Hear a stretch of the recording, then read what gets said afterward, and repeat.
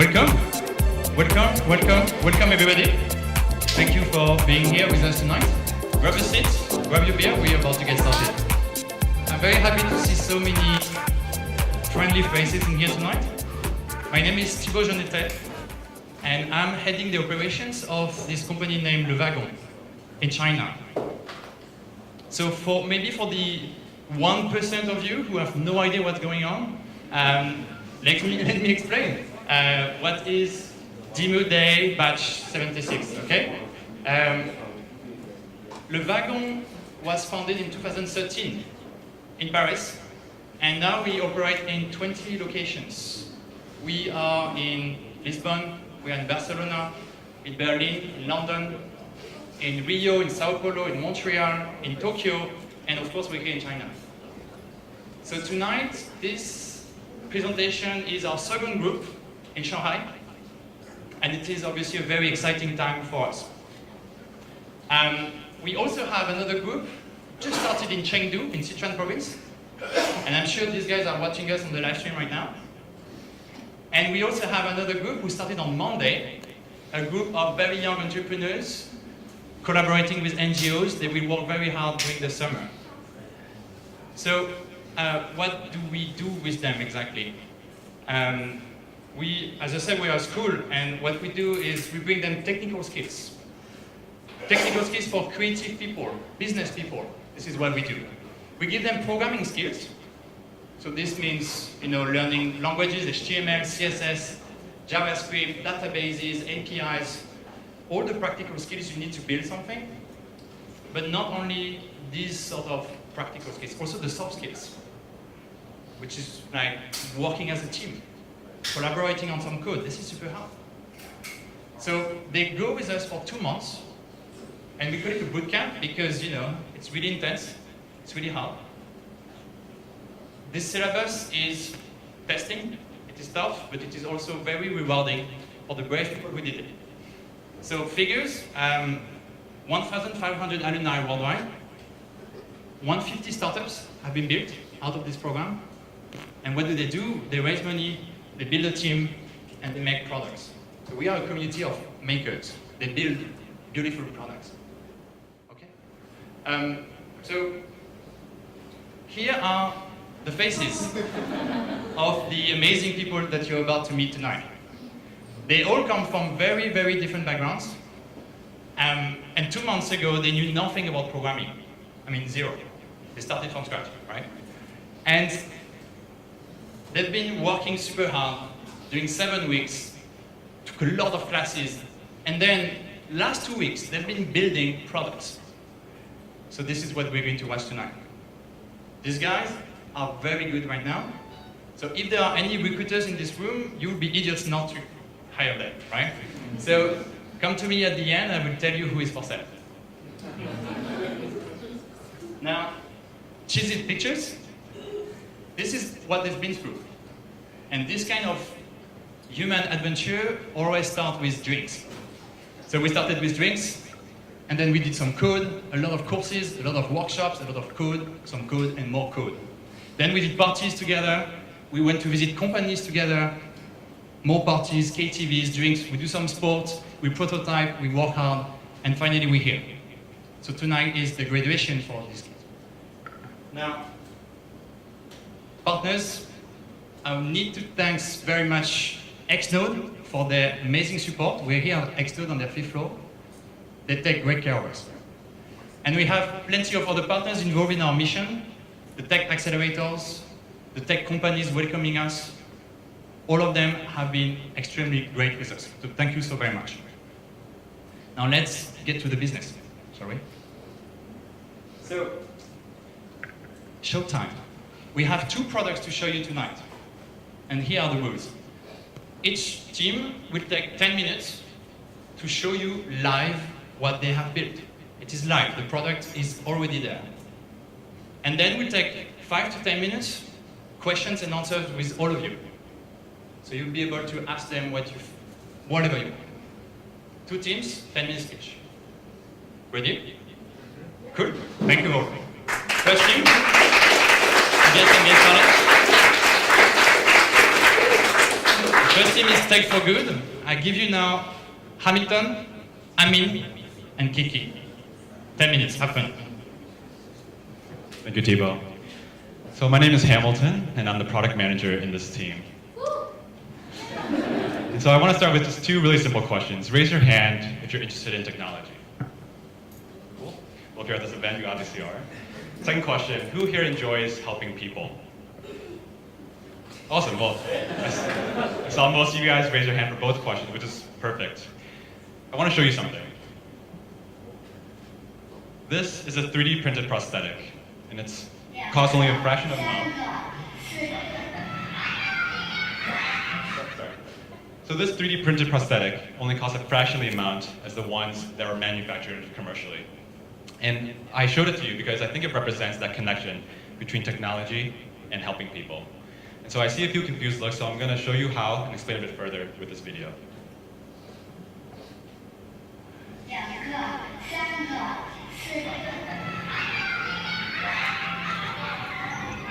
So meet Nan Nan.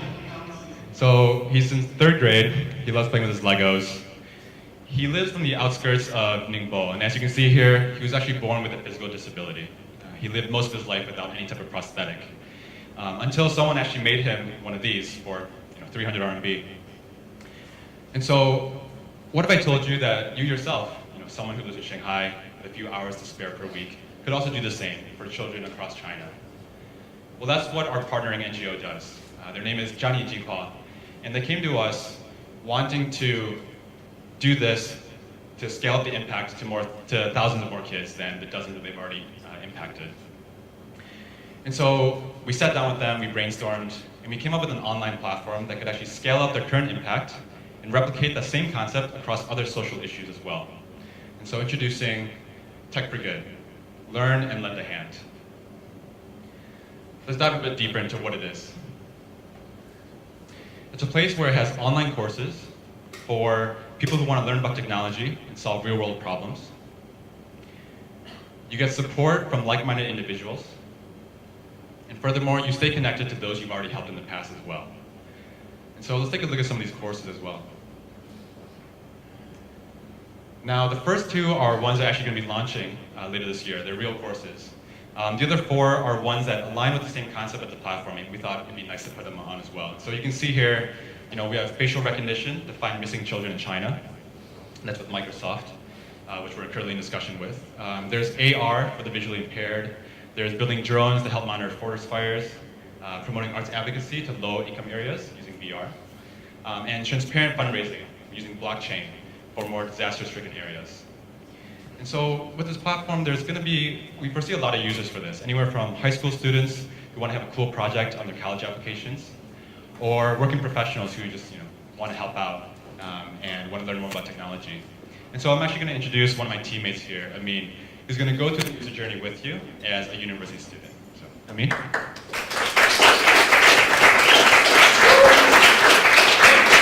Thank you guys, thank you. I appreciate it.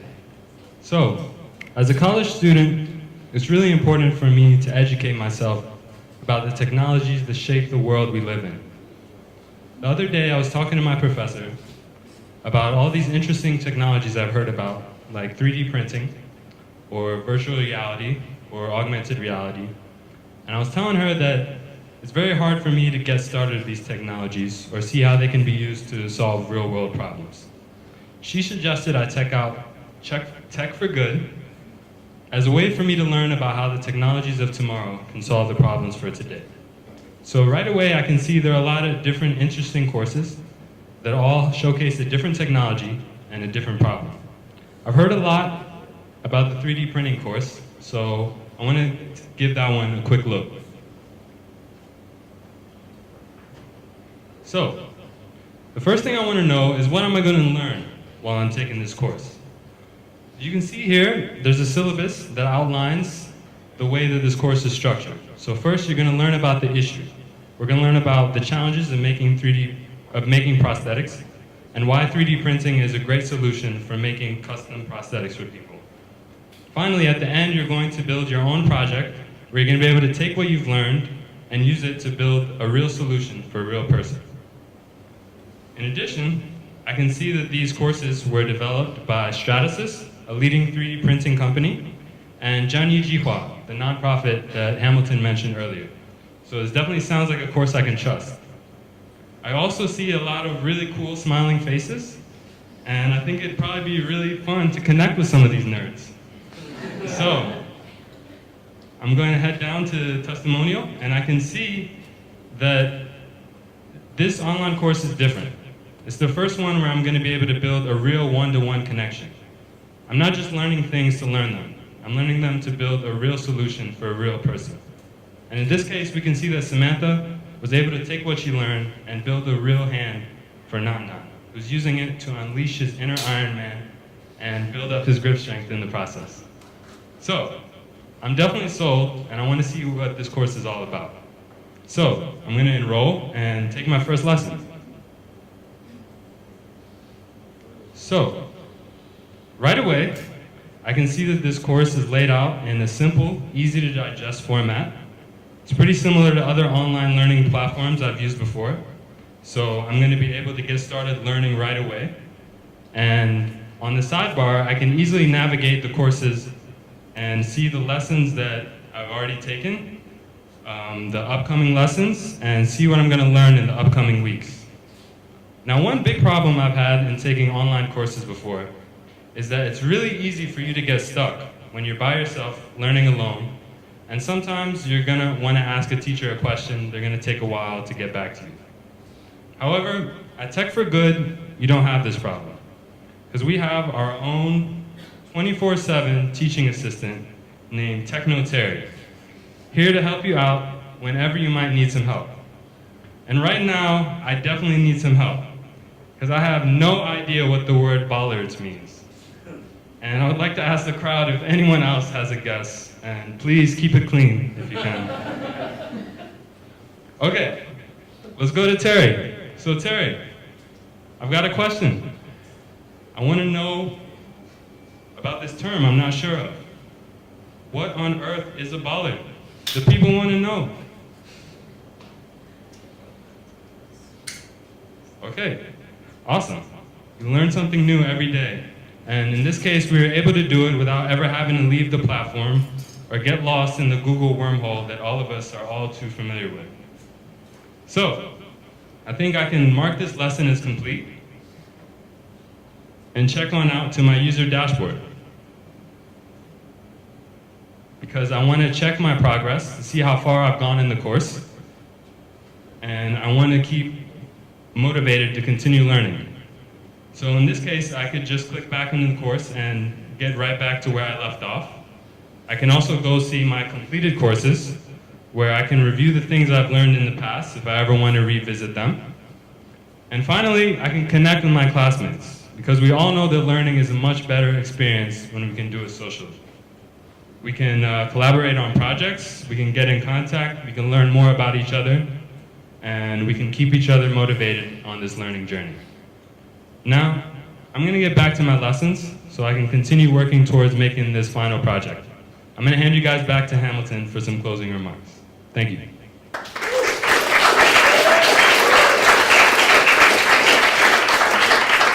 Awesome. Thanks, Amin. And so actually for that course, you would actually be receiving the actual 3D printed parts. You would assemble them. When you're done, you send it to the NGO, and they would actually give it to a child, and you stay connected with them. Moving forward, we will actually be launching this platform with the NGO. And so, if anyone in the audience, if you know any NGOs or high-tech companies that want to get involved, create a course, or maybe you yourself, with your business or tech background, want to also get involved as well, we'd love to talk to any of you guys. So, just real quick, so we have Kiki over here, who is the lead designer.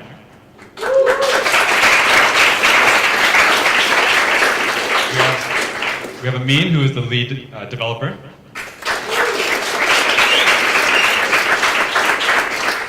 And myself, Hamilton, who is the product manager.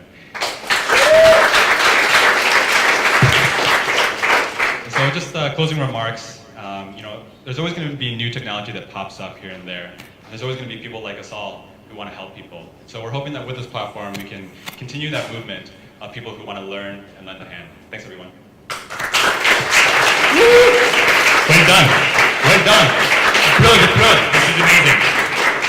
We're going to take some questions from the audience, so just raise your hand.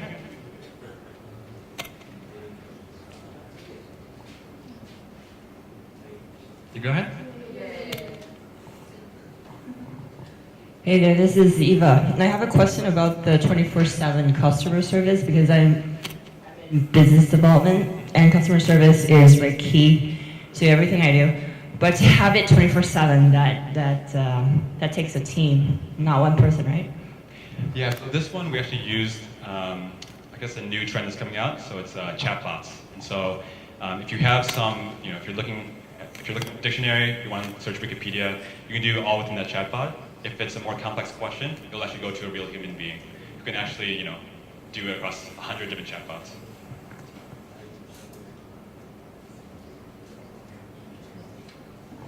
It's okay, don't be shy. How did you choose the course you're gonna put on your website? Like, is like some specific school teacher or like videos? Like, how do you select the classes you're gonna give? So the 6 that we showed, so the first one about the 3D prosthetic hand. So right now that's a real NGO that's actually doing that in an offline setting, and they want to do it in an online setting to reach more people. And so that's where we kind of came up with the first idea. We thought, why not build a platform to use this concept for other social issues as well. And you can see there's a lot of different, you can use tech in a lot of different ways, and a lot of it can help people who normally you can't reach otherwise. Thank you. One more. Yeah, I'm loud, I'm fine. So how do you do any amount of quality control with this? Like, so I really thought Nan is a really great kid, but like, maybe I'm overconfident in my abilities and I just build him like a shitty prosthetic hand. Well, I still believe in you. No, so there is still a lot of quality control that needs to be done. Exactly. So the hand, it's printed by a professional company, Stratasys, and they send it to you. You create it. You send it back to the NGO. They actually need to do a bit of fine sanding to make sure it's not sharp at the edges, etc. But they are currently working with Stratasys to create a new ABS type of plastic that's softer and more durable to make sure that that's idiot-proof basically. Yeah. Sorry. So then the idea would be, I guess, that like you're just engaging people where otherwise you would just ask them for money. Is that the thesis? In a sense, there's a lot of problems today with charity, just giving your money away, not knowing where it goes, right? And so I think having that awareness and education really helps people. It makes them want to focus on a certain type of issue and really go deeper into it. So 2 questions. The first is this like a open source style project where you get people to contribute?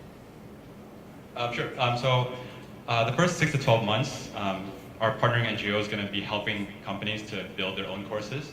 They'll build the courses for them. But in the future, they do want other companies to kind of plug and play into the platform.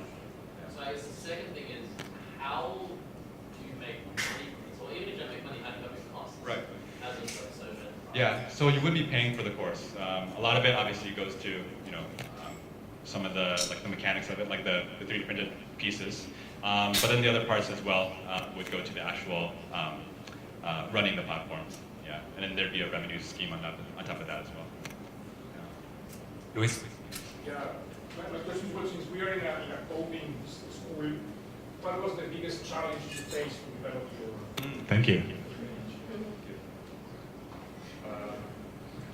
Yeah, so I think this is kind of a universal, maybe creative problem, but I think it's a lot difficult to build something when you're working with other people.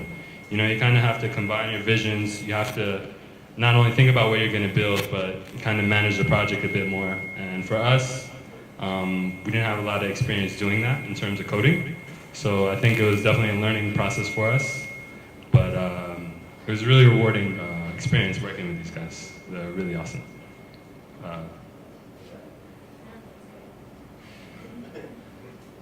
Any questions from the teachers here? One last. Donald is about. One last question from the audience then. Clémence, please go ahead. Who's gonna manufacture the product? Like the 3D printed prosthetics? Yeah. So Stratasys, actually, they're one of the leading 3D printer makers, and so they're going to help out with What the about all costs. the other courses where you teach people how to manufacture products? Who's gonna make them? Oh, well, hopefully we also get partners to help out as well. Yeah. I think the more people that learn about that technology, the better it is for the company. Awesome. Oh, one last question. Go ahead.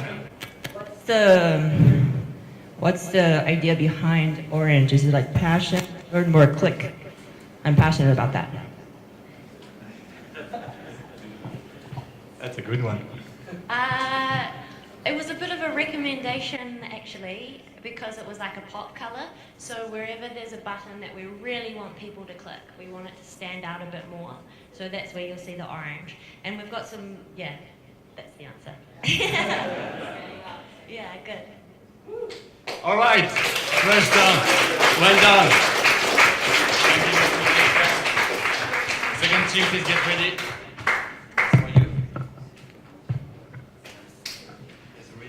All right, second group, come see me. I give you Etienne, I give you Nathan, Marketa, and Jake. Have fun, you guys have 10 minutes.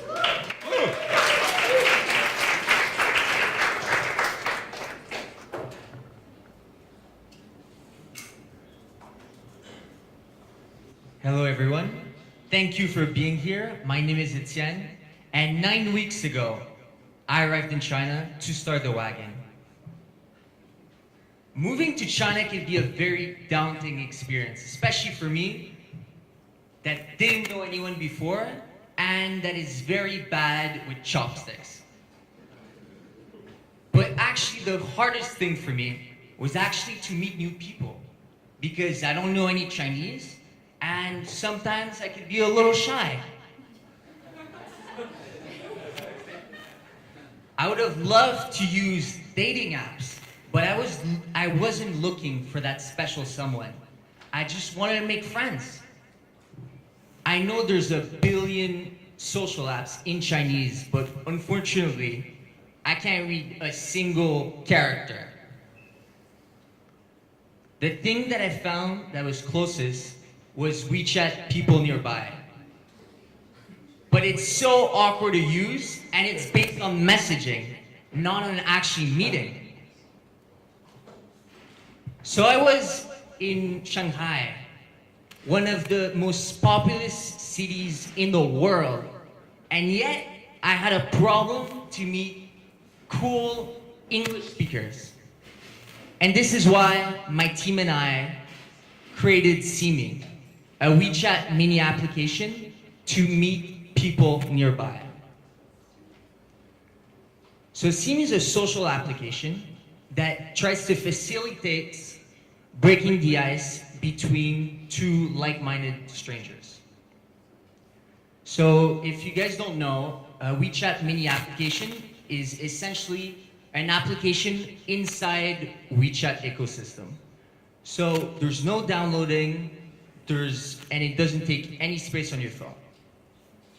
It made a lot of sense for us to use WeChat because nearly everyone in China has a WeChat already and is very, very easy to use. But enough talking. Let me show you. I'm very bad with this microphone. So I'm gonna go through a typical user journey of how I would use the app. So this morning, my friend sent me a QR code of this new application called Simi. And after this live demo, I don't have any plans, so I may as well check it out. So let me scan the QR code so I can meet people instantly. So I'm gonna go in and start exploring. I really like that there's different options of tags that I could choose from. So I don't really need to think. And there's really ones that speak to me, like drinking beer, or ones that are more China focused, like finding the right VPN to use, or special ones, like Subway Combat Sports. But tonight, I want to have a real China experience. I want to have dinner at Hotpot. Hotpot is delicious, But the problem with Hotbot is that you have to go with someone. So I'm gonna use Simi to find a buddy for Hotbot. So let me click on the Fun tab and press on Hotbot.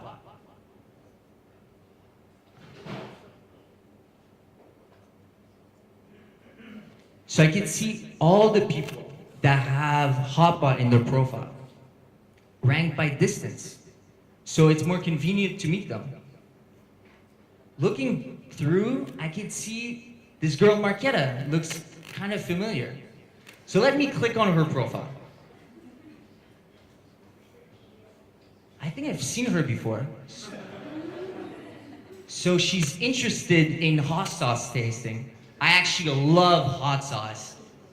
Ah, she's from Le Wagon. I think I met her in the elevator the other day. But I don't like talking to random people in the elevator. But with Simi, I could just ask her for a meeting, and if she doesn't accept, I don't have to handle rejection. So I'm just gonna try to meet Marquetta. But I don't like waiting too much, so I'm just gonna go check out how my profile looks like.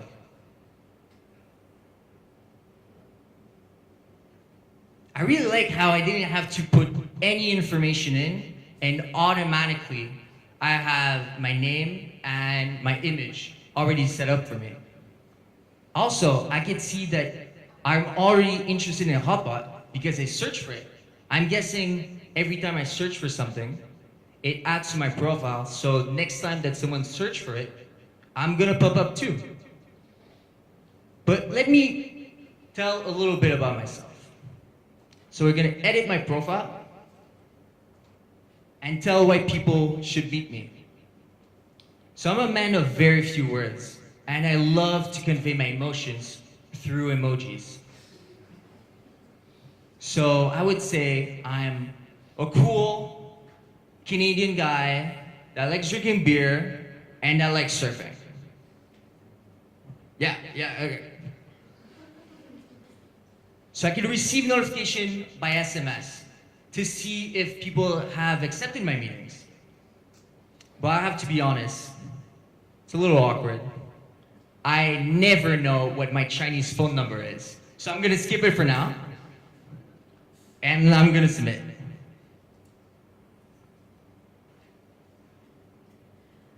I'm Marquetta, and I spent the whole day today coding at Le Wagon. I was supposed to meet up with my friend for dinner, but you know how it goes. He canceled, obviously, last minute. So, luckily enough, I found this WeChat mini program, and I've been using it for about a week now to meet new people. So maybe I will get lucky and find someone who would want to share dinner with me. Start. I will go to my pending meetings and see if there's someone who wants to meet up with me. Nathan. Before I decide whether I accept him or decline, I'm gonna go and see his profile. Nathan likes KTV. He's from Le Wagon, like me. But Mobike? I'm sorry, I'm an awful girl, so that's a no. Etienne looks interesting. Let's see what he has to say. He's Canadian, he likes beer, oh, he looks pretty chill, and he likes hot pot. So I think I'm gonna accept because he might be the right partner to have dinner with. I'll send him a message. Hey Etienne, want to meet for a hot pot in 15 minutes? Well, that will do. Sent.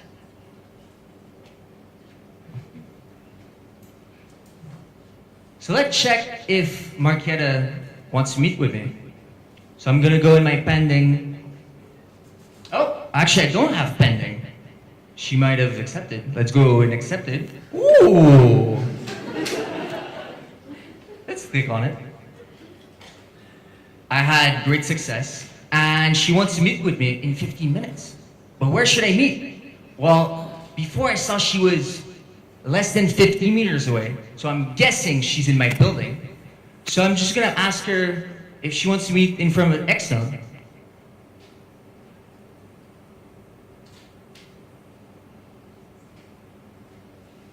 What I really like so far about CME is the fact that all the meetings are destroyed forever after 24 hours. So if I meet with someone that it didn't go that well, there's not that awkward moment of me deleting them from WeChat and them looking at me in the hallway the next day and being like, all that awkward interaction is all gone. Now I could never speak to that person again, no strings attached. But also, it makes me want to meet people. Because if I don't do something, that meeting is gone forever. And it really pushes me to act. But let's see what Marketa said. Woo! Oh, sorry. Well, guys, I think I have to go with my meeting with Marketa. But before I go, I would like to thank my team of CME, starting with Nathan, our lead developer.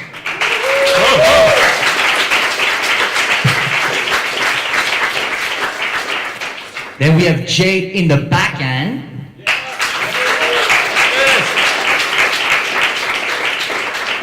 And to finish, Marketa, the visual designer of CME.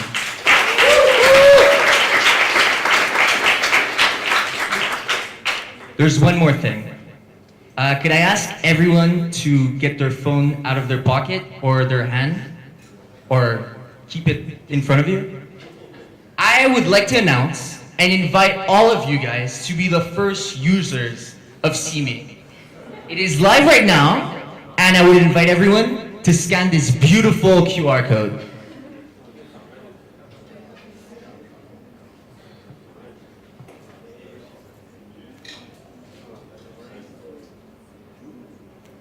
Ooh. So if you're getting a little anxious right now because the presentation's gonna end, and that means that you're gonna have to socialize and you don't know anyone, or you just like tech, click on the wagon tag and meet away. Thank you very much.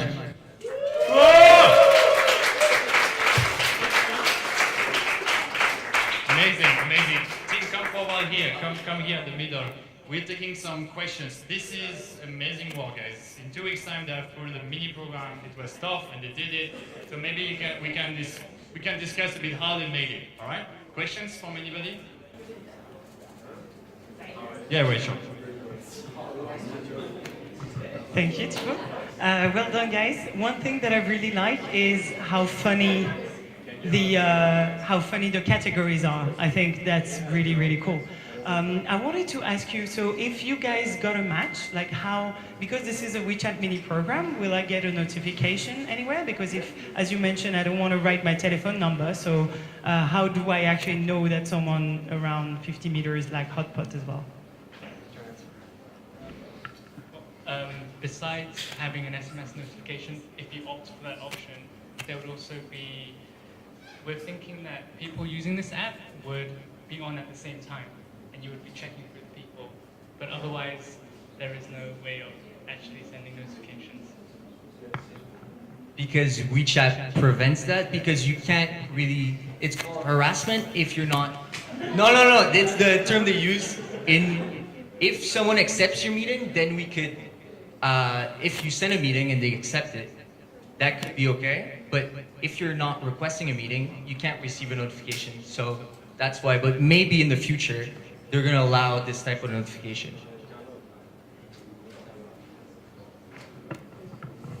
Anything else?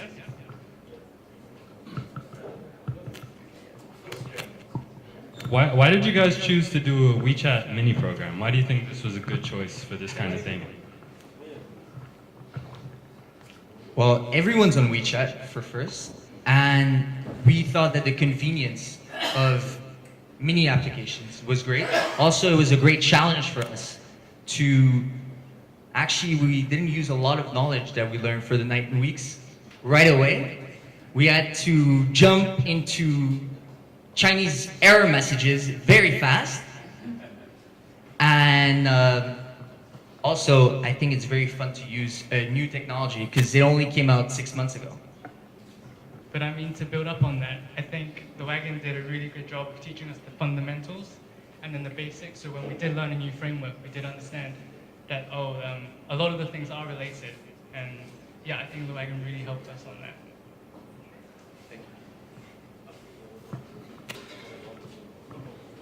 Coming.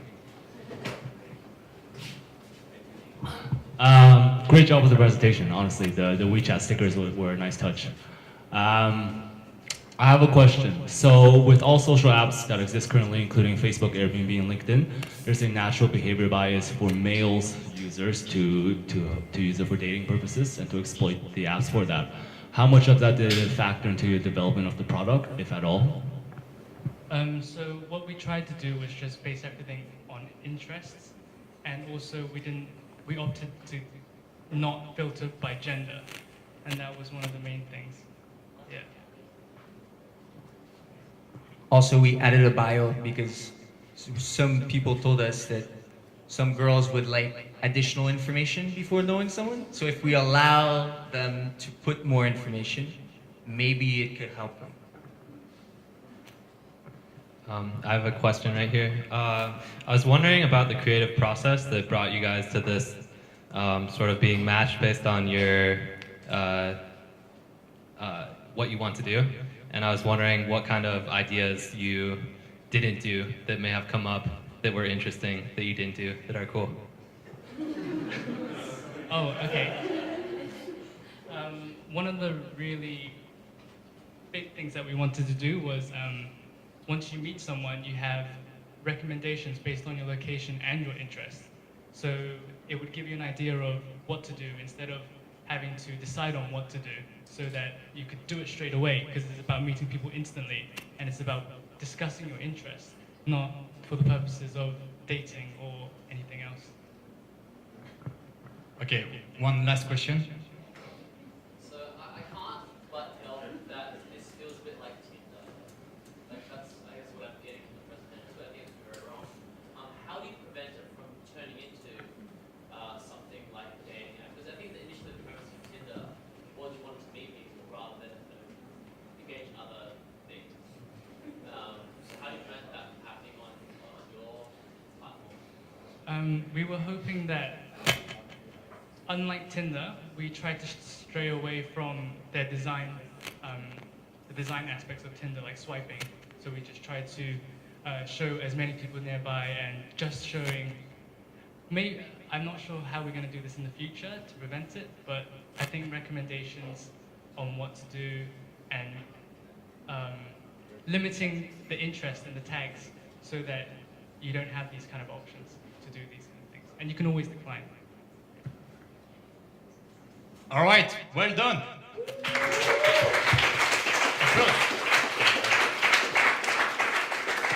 Time. We have plenty of beers over there. Enjoy, socialize with everyone. Have a good night. Thank you very much. Pizzas are coming soon. Yeah. At this time.